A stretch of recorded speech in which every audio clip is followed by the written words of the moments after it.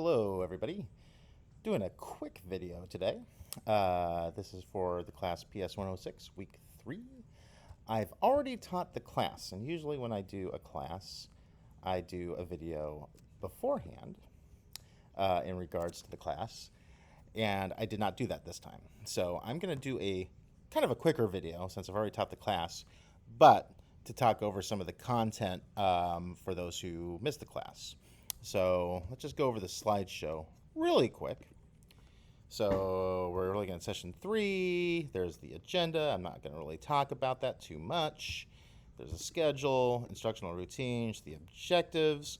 Basically for the objectives, we're going to be talking about least restrictive environment, universal design of learning, and differentiation. And equity, okay? So, this is equal. They all have the same box. Is it fair? I wouldn't say so. Equity. The tall 6-foot guy gives the extra box to the small 3-foot kid, and they can all look over the fence. Or get rid of the barriers, and they can all look over the fence. This is kind of the ideas behind this. For this particular slideshow, they're talking about least restrictive environment and the ideas of modifications and accommodations, and how to create UDL lessons that are successful for all students. Universal design for learning. There's a quick quote. And there's a video for universal design for learning. Pardon me. Ooh, hey-o. Excuse me. Gesundheit. UDL, Universal Design for Learning. You have access to the slides. I'm not going to show the videos, but pause this video and go to that video in your slides to get a cool idea of what universal design for learning actually is. And then there's also an article you need to read in regards to universal design for learning. Again, pause the video here and go to that article to read about UDL. This particular slide shows an example of a IEP page that goes through program accommodations. As special educators, we should live the paperwork. We need to know exactly what's in our paperwork, and in the paperwork you will see that there is sometimes embedded accommodations for your students in order for them to access the state's core curriculum. So take a minute to use this, and we're going on. Talking about the least restrictive environment. With special education students, unfortunately, there's always a little sign in the back where the corner of the school's at where special education students might be staying at. And that's at least been my experience over the course of time, where students who have a special education are put in away from the mainstream, if you will. And we want kids to be in the mainstream as much as possible. So that's the big thing there. Free appropriate public education. We talked a lot about that already before as well. All students have the right to receive an education. Students who have a special education will be provided services that are provided at no cost to the family. The education must be appropriate, allow students to make progress in the general curriculum, tailored to the individual student's needs, and public education is responsible for educating within their boundaries. Some of the legal principles in regards to what is important for general education teachers is that students with disabilities must be educated with their chronological age peers to the greatest extent possible. The general education teacher is expected to differentiate the methods used to provide services for students with special education. Talking about the differences between accommodations and modifications. One of the big words we're going to talk about is adaptations. Adaptations is a blanket term used for accommodations and modifications, whereas accommodations and modifications have some real specific definition to it, all right? Accommodations change how a student learns the material, whereas modifications change what the student is actually learning. A little more in-depth about accommodations. Instructional accommodations are changes to the delivery of classroom instruction or the accompanying materials. Instructional accommodations change how students learn, but do not change what they learn. In other words, they do not change the scope or range of the grade level content standards, nor do they alter the complexity of the knowledge students are expected to learn. The big key piece here in regards to accommodations is that it's adding tiers, supports, structures to allow students to access the state's core curriculum. If they're a 9th grade student, you're doing your best to make sure that they're getting 9th grade material. If they're a 10th grade student, you're doing your best to give them 10th grade material, all right? That's the big key piece here, All right. Testing accommodations are changes to the format of a test or its administration procedures. Testing accommodations change how students are tested, but do not change what a test measures. Some examples for accommodations include test is read aloud to the student. Extended time is given for tests. Perhaps you might allow somebody to take notes for a student. And as opposed to giving a test in a large group, 30-student setting, you might have a student who has an accommodation for a testing small group setting, do it with 2 or 3 other students. Modifications are area adaptations that change what students learn and are used with students who require more support or adjustments than accommodations can provide. Whereas accommodations level the playing field, modifications change the playing field. And that's a big key piece, because when we talk about modifications, the big sticky thing with that is if you're in high school and you have modifications in your IEP, it's going to affect your ability to receive a diploma, because modifications directly impact what kind of state standards you are learning, okay?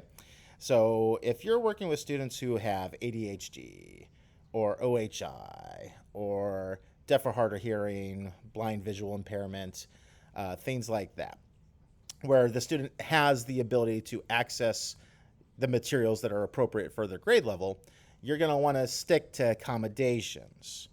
Whereas if you have a student who's I shouldn't say suffering, that's an awful way for me to put it, who has developmental delay, right, or has a severe medical impairment that keeps them out of school for long periods of time, then you might be talking about modifications, because instead of doing language arts, you might be teaching the student how to toilet themselves, and you'll have a modification in there saying that a student will receive 30 minutes of toilet training. Or you might have stuff centering around transition skills, and you might be talking about how to clean up a room. So you might have like 30 to 45 minutes implemented in an IP saying, teaching student how to maintain appropriate spaces, things like that. And that's something you have to talk with the family, talk with the district, have IEP meetings about, because if you are doing those type of modifications, a student's not going to be able to earn a diploma. They're going to be in a certificate of completion track. So big kind of difference there, and that's one of the top things to talk about here in regards to accommodations and modifications. Summing it up, the adaptations are the blanket term for both accommodations and modifications, and I talked with you about the differences in regards to accommodations and modifications and why it's important legally to understand those things to make sure that you're getting students diplomas or certificate of completions as necessary, as needed, and as appropriate, as discussed by the IEP team. There is a video here about examples for accommodations and modifications. Again, feel free to pause this video and go to that on your own free time. The 9 types of adaptations. Input. The way you as a teacher are going to deliver instruction to a student. Are you going to have large lectures? Are you going to have them on computers watching a pre-made video you did? Are you going to have them work in small groups on worksheets that you give them? You know, things like that. Output, the way the student is going to show how they learned. Is it all going to be pencil paper? Are they going to be able to orally state some answers to you? Short answer versus long essay, multiple choice, yada, yada. The size of the assignment, as opposed to 20 questions, you give them 10. Do you say do all the odd questions in a book as opposed to all of the questions in a book? Things like that. Extended time, the difficulty of the assignment, levels of support, so tiered instruction, degree of participation. When you're doing a group project, does this individual have a smaller role as opposed to some of the larger roles? Things like that. Modified goals and substitute curriculum is kind of when you get into the modifications piece. So goals that modify the instruction and curriculum that's substituted in instead of the state standard curriculum. In-class assignment. So in class, if you were here with us, we did a 10-minute breakout group to discuss with each other about different accommodations that you would do for a student. If you want to at this time, pause this video and think of a student who's in your current classroom setting and write down some quick accommodations you might use for that particular student. How do I plan a lesson that will support students with disabilities? This is the next little piece we're doing. Another little quote here by a middle school teacher. All talking about really here the reflective teacher. Being a reflective practitioner is continually evaluating and updating who you are and what you are doing. As a teacher who's been here for 23 years, I am constantly thinking about the goods and the bads that I'm doing inside my classroom and how to tweak and or do better at my job. Some more talk about universal design for learning. It is a way of thinking, teaching, and learning that helps give all students an equal opportunity to succeed. We are trying to give students the ability to have multiple means to access our curriculum, to play with and engage with the curriculum, and to express what they've learned through multiple means of action and expression with the curriculum. That's the big thing with UDL. Another video here. Pause. Feel free to watch the video on your own slideshow. And going on, differentiated instruction. When teachers differentiate content, the same concept skills are taught with different strategies. We talk about tiered content, where we break down our groups into different ability levels in order to help try to get different goals for different students. Provide a variety of materials, not just sticking to pencil and paper, giving manipulatives, giving art projects, perhaps doing theatrical productions, maybe playing around with video, things like that. Presentation styles, kind of similar to a variety of materials in my way, but do you have give them the chance to do show and tell, or maybe show a slideshow, or maybe do a small skit in the classroom, things like that. Scaffolding, what kind of levels of support are you going to give students? Do some students get calculators? Do some students get multiplication charts? Do some students get extra access to a computer to help with complicated math problems, yada, yada. Learning contracts, saying, hey, students, if you learn this thing, you get a nice reward at the end, like a little pizza party or something like that, something to do. Compacting, breaking assignments down into chunked pieces. Differentiation defined. Learning goals remain the same for groups of students, but the materials that they are working on and the methods being used to instruct are tailored to a student's unique learning needs. We're making changes to the content, the process, the environment, and the product of how and what students are learning.